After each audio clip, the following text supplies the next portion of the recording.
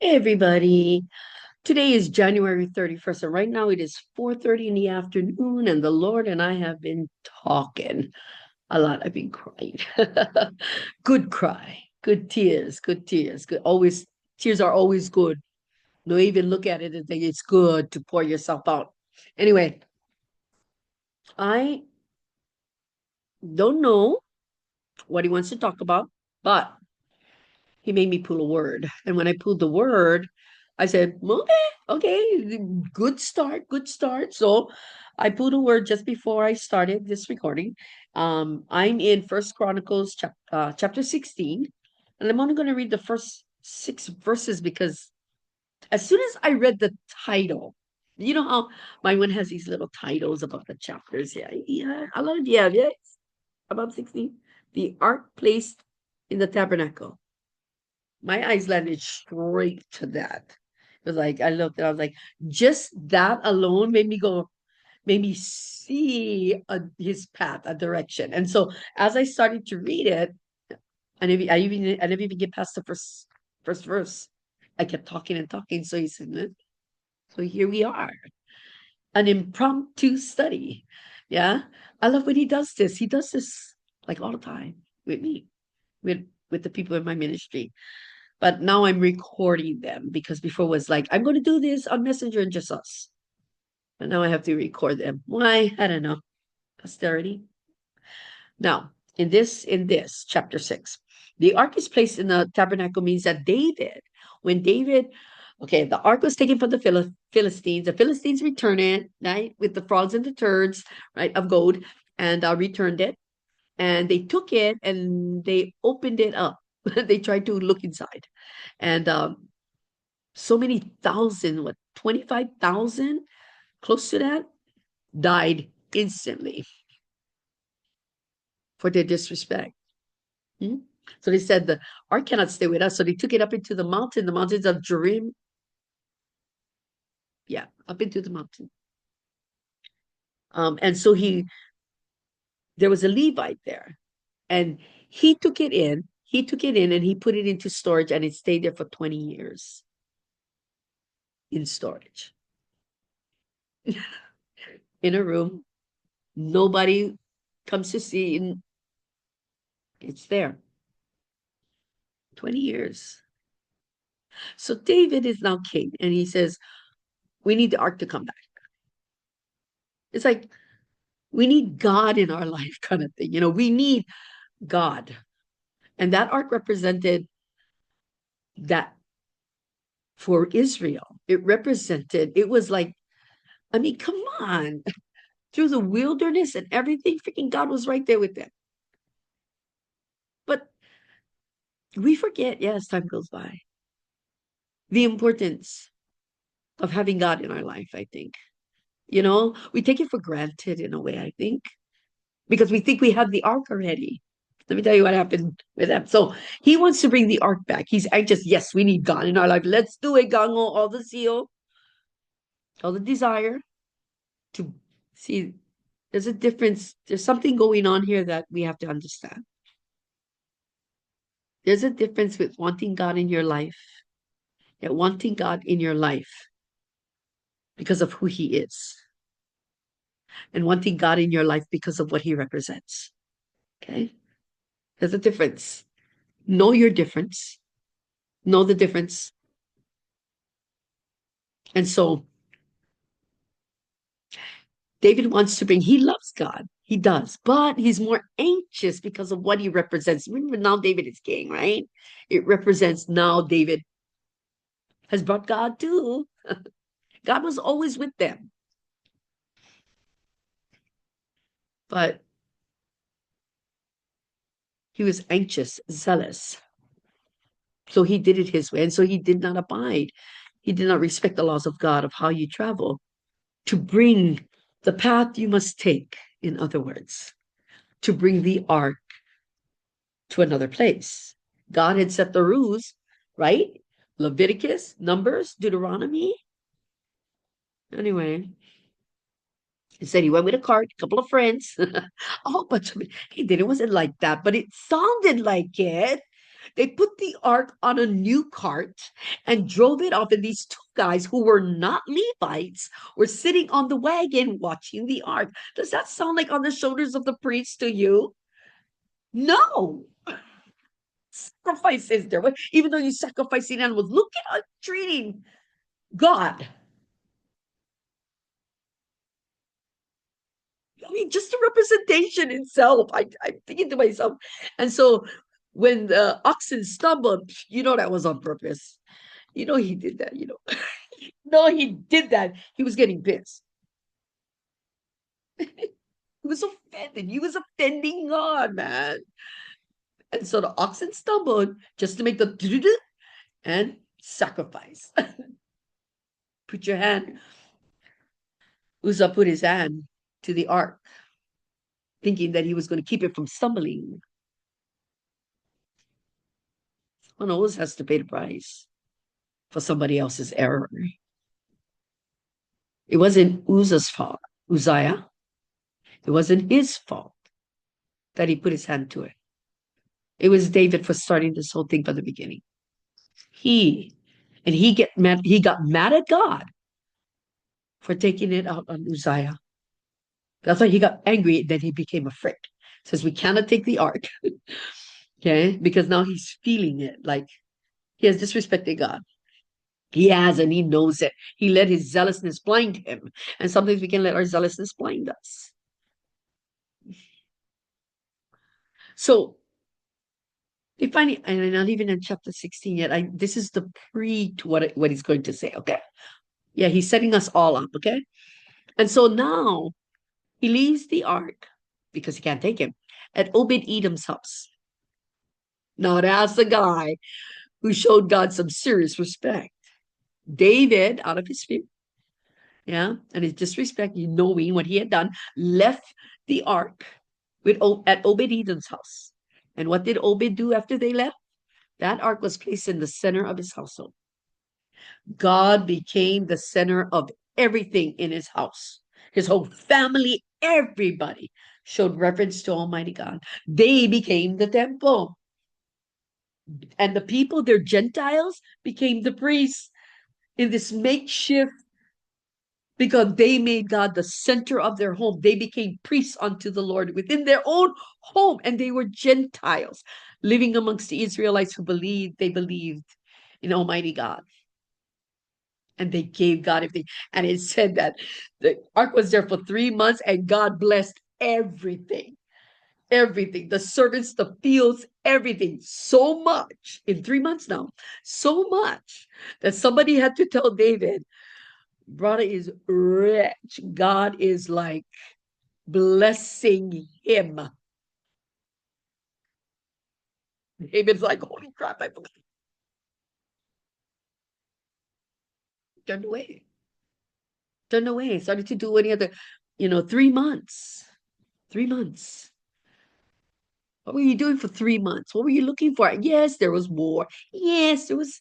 I get it, but God is always first, no matter the battle. No matter. Okay. So he realizes that God has been showing himself to this family. And remember, David wanted the ark to come to Jerusalem, yeah, into his city, so he could be there with God and be blessed and bless God face to face kind of thing. And Obed's living his dream right now. Praise God for people like that. Yeah. Anyway, so it's like a whole story, like I'm gossiping or something. Sometimes it feels like that. But okay, so David realizes what he has done.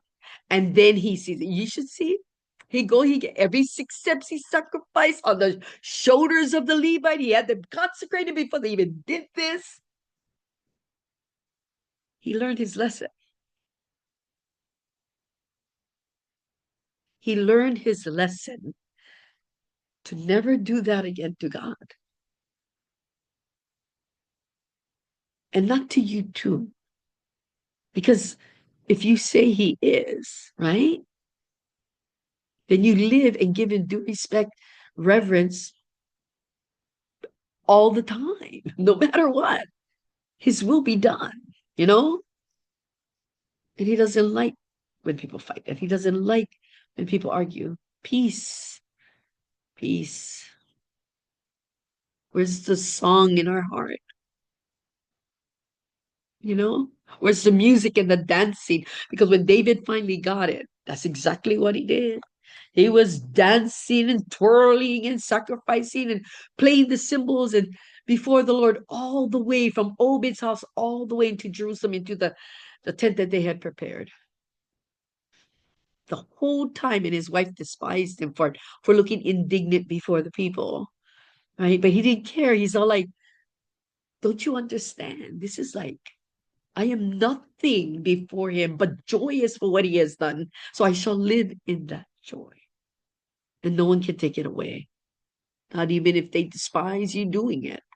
You do it because you love him. You do it because you love him. And if you want him to get close, you do what is right so he can come closer. You know, he is always there, always watching, always waiting. Remember that. You don't have to do good works in order for him to come close to you. You don't. But you have to be aware of your desire. Is it because what he represents? So you hold on to the rules, the laws, the rituals, doing with it, so you can do what you want? Because you just desire to have something as a representation. Because if you love him, you would have known what he would have liked. You know? Mhm. Anyway, God is causing all of us. I mean, listen to the prophecies, people. There's a reason for this. We were talking, the Lord and I was talking before this. Oh, wait a minute. The Lord and I was talking before I came on, right? And I guess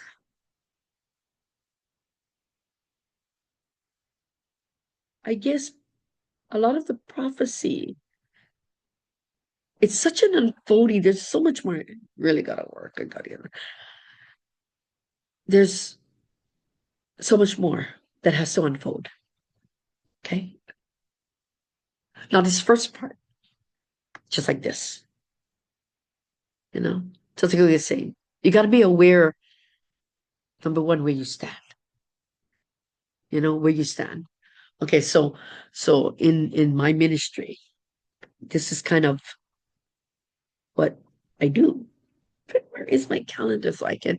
Is this part of the prophecy? I'm not sure. Just popped into my head. Every month I get a prophecy for the month. It's not like, okay, this is going to happen and this is going to happen. Not at all. That's prophecy. Do you think I was psychic? I don't know nothing. Prophecy is God is telling me and giving me a path and direction for reason. In other words, when I get prophecy, prophecy is not about knowing what the future holds, but the direction God wants to go in you. The spirit moves one way, it's not disorderly. When God moves, he moves across the world. You know what I mean? And I think sometimes in our mind we think maybe it's just what I learned, what I learned. But it's not about what you learned. It's what we're all supposed to learn so we all understand. Not you learn, you learn, you learn, even though he uses what each individual is going through to learn the same lesson. So my prophecy, I see what's happening. So as an example, in 2025, I prophesied that there was going to be like, there's a wake up happening. And it's not a wake up like I got revelation and oh, I'm spiritual now. No, it's not that kind. It's an awakening that it's an awakening that sees the truth. It's when it's a wake up, it's not just a, oh, now I see, but it's your eyes will see, your spirit will see, everything will know a truth. And something's going to shatter. And that's an awakening.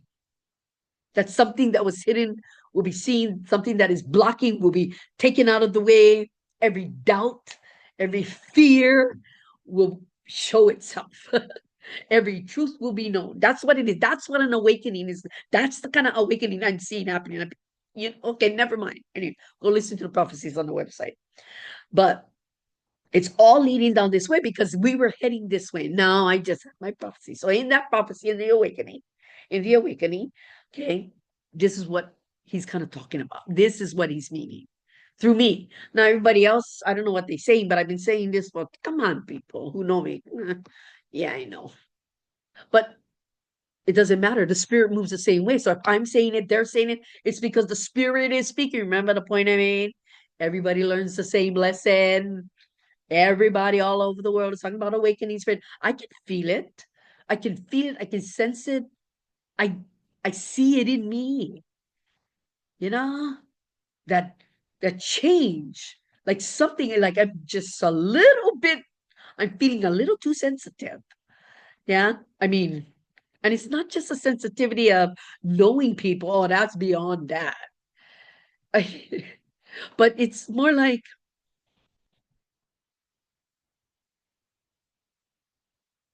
I don't, when I interact with people, it's like I don't see,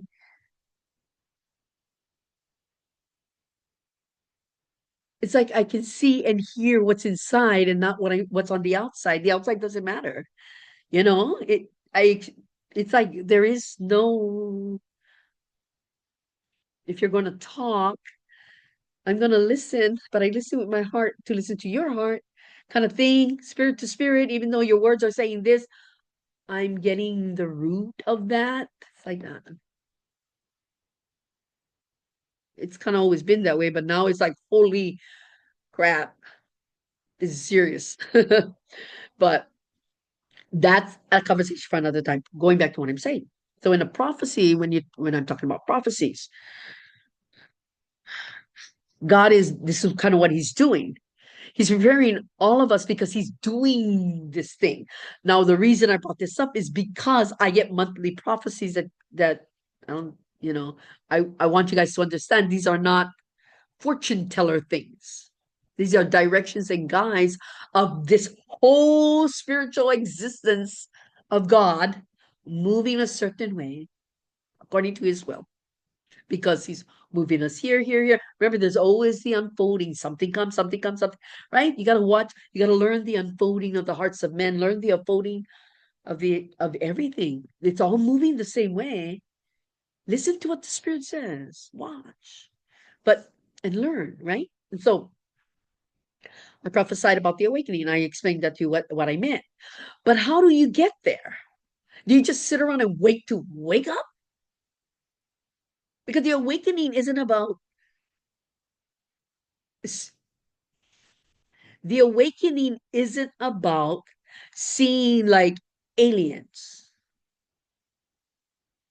That's going to happen anyway.